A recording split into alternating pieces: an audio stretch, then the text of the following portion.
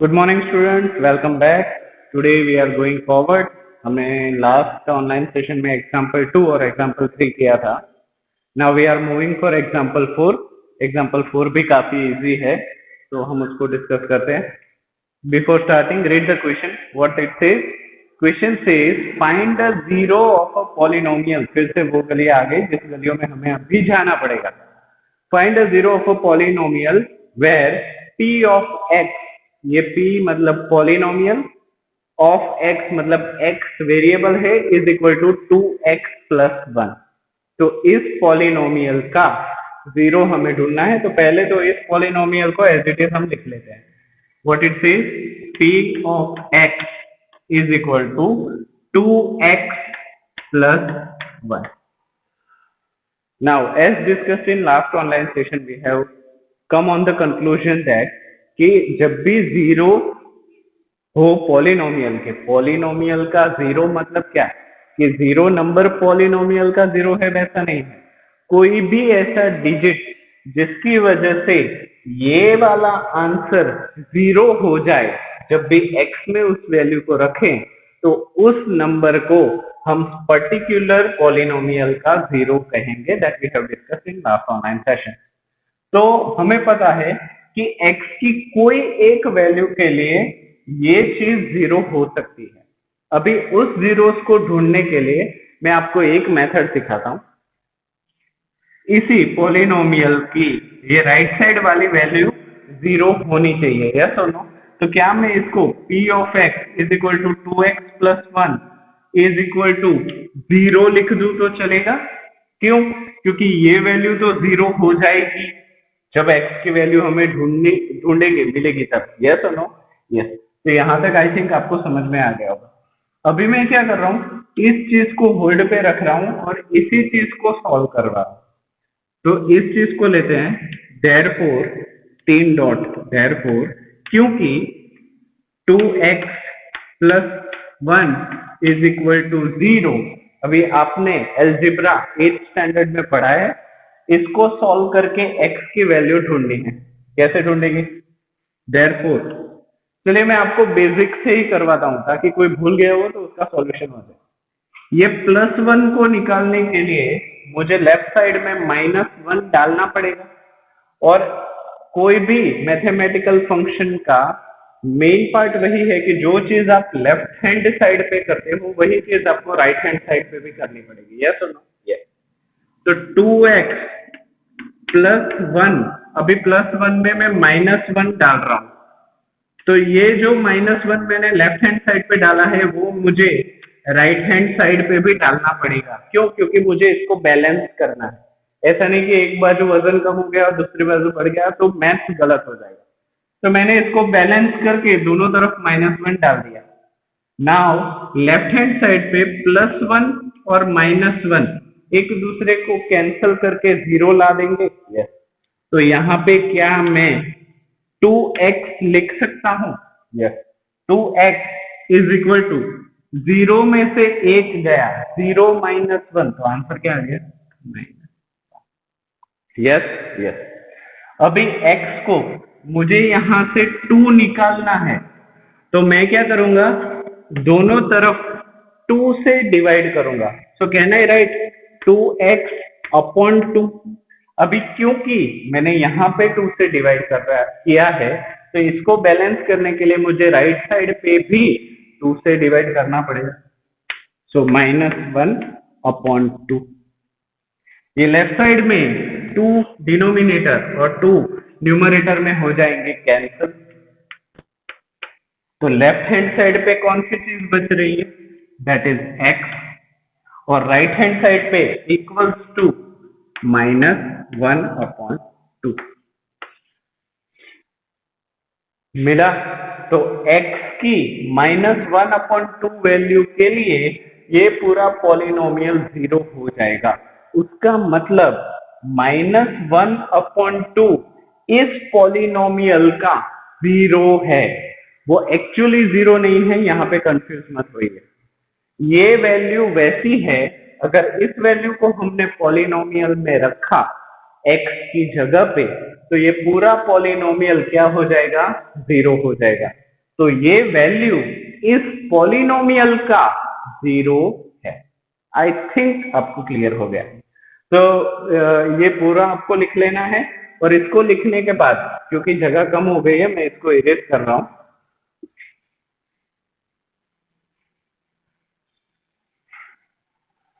तो अभी आपको पता तो चल गया कि x इज इक्वल टू -1/2 इस पॉलिनोमियल का 0 है। तो उसके बाद हम उसको छोटा सा वेरिफिकेशन भी कर सकते हैं। ये वेरिफिकेशन कंपलसरी नहीं है, पर पहले दो प्रॉब्लम्स के लिए कीजिए ताकि आपको कॉन्फिडेंस आ जाए। तो मैं यहाँ पे वेरिफिकेशन कर रहा हूँ, वेरिफिकेशन कि हमारा जो आंसर आया है वो 100% सही है या गलत है। तो मैं क्या कर रहा हूँ, ये जो पॉलिनोमियल है ना p of x is equal to 2x plus 1, 2x plus 1। अभी x की जगह पे मैं क्या रखता हूँ, -1/2 रख के देखता हूँ। So polynomial in place of x -1/2। अभी मैंने क्या किया, x की जगह पे -1/2 रख दिया, तो जहां जहां पे x है वहां वहां पे I have to put -1/2। So 2 -1/2 plus 1, yes और नो? यस। यहाँ पे 2 डिनोमिनेटर, 2 न्यूमरेटर कैंसिल हो जाएंगे, यस और नो? तो क्या बचेगा, -1 प्लस 1। ये -1 और +1 एक दूसरे को कैंसिल कर देंगे, तो आंसर क्या आएगा, 0। तो क्योंकि पॉलिनोमियल -1/2 के लिए 0 आ रहा है, मतलब हमारा आंसर सही है। Have you got this point? Very good. So हम अभी आगे एग्जाम्पल 5 के लिए आगे बढ़ते हैं, ठीक है? चलिए आगे बढ़ते हैं, example 5। So what example 5 says, verify whether 2 and 0 are zeros of the polynomial।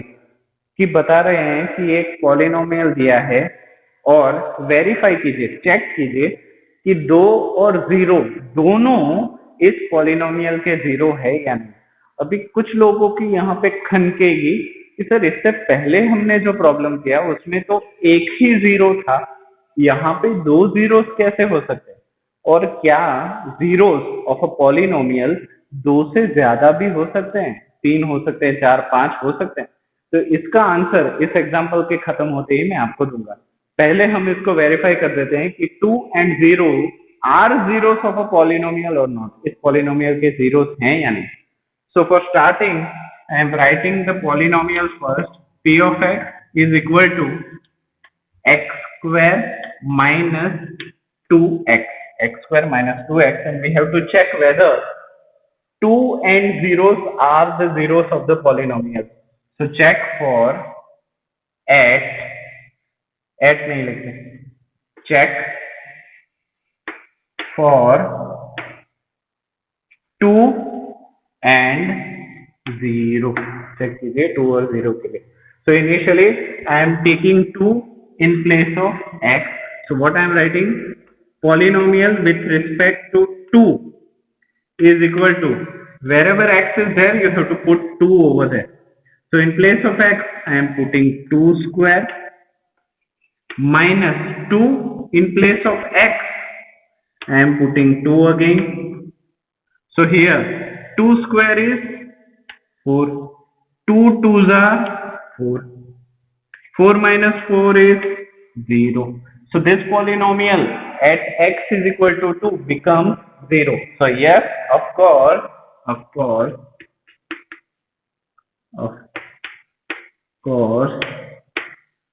2 is a zero of a polynomial. हाँ, 2 इस पॉलिनोमियल का 0 है, क्योंकि 2 रखने की वजह से पॉलिनोमियल 0 हो रहा है। एक चीज हमने चेक कर ली। नाउ अभी 2 वाला लिख लेना आप और उसके बाद 0 वाला लिखेंगे। So in place of x now we are putting 0. So polynomial in place of x we are putting 0. So polynomial with respect to 0. So in place of x we have to put 0 to the whole square minus 2 bracket 0. 0 square is 0. 2 into 0 is 0. 0 minus 0 is 0. So polynomial in place of x we got 0 and we got answer of polynomial as 0. So 0 is also a solution. 0 is also a zero of a polynomial. कितना सुनने में अजीब लग रहा है. 0 भी polynomial का 0 है. So what we will write? Also 0 is a zero of a polynomial.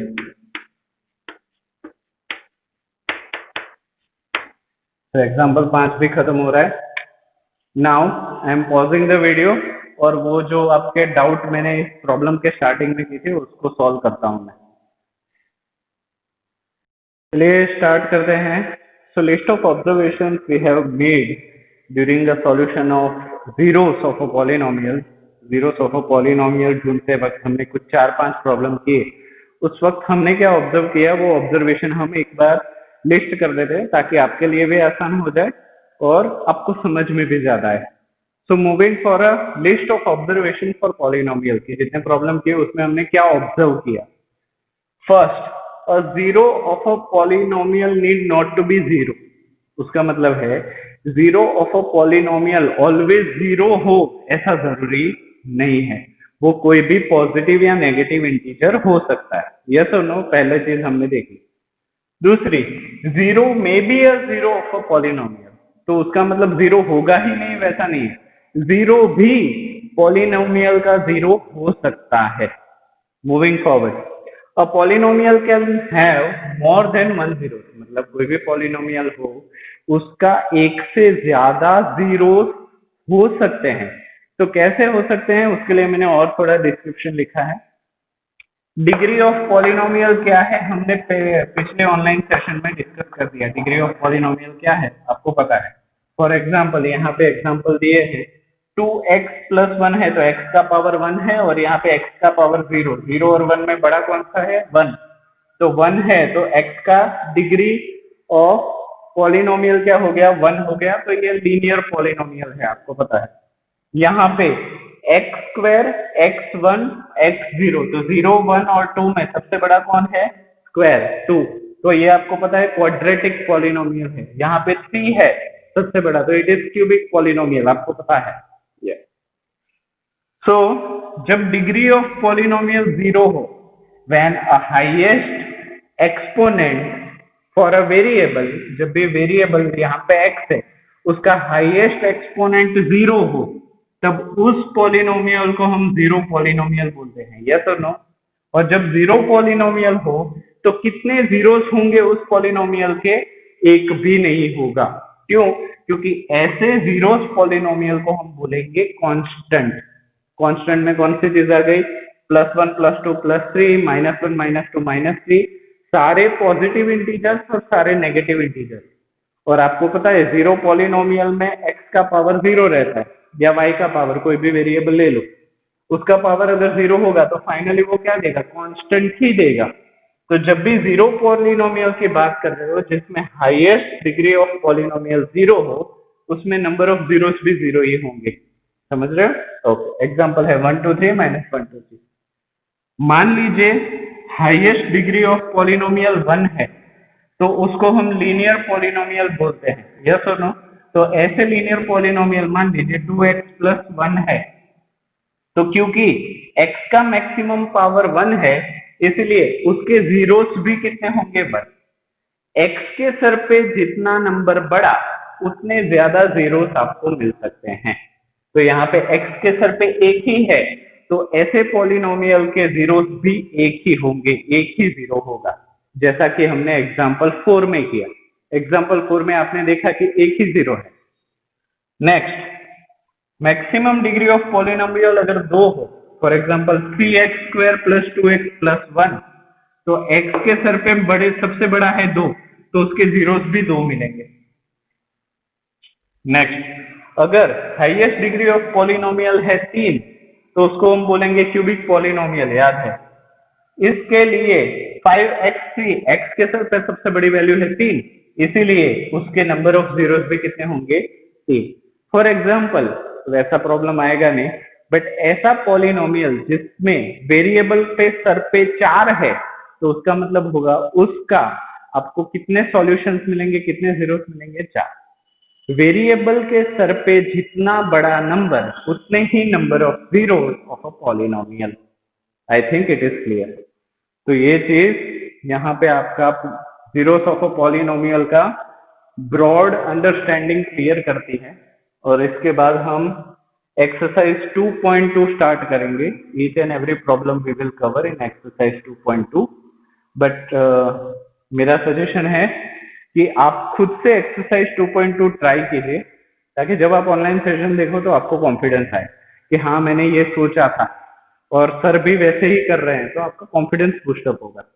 So till then, thank you so much और revise well.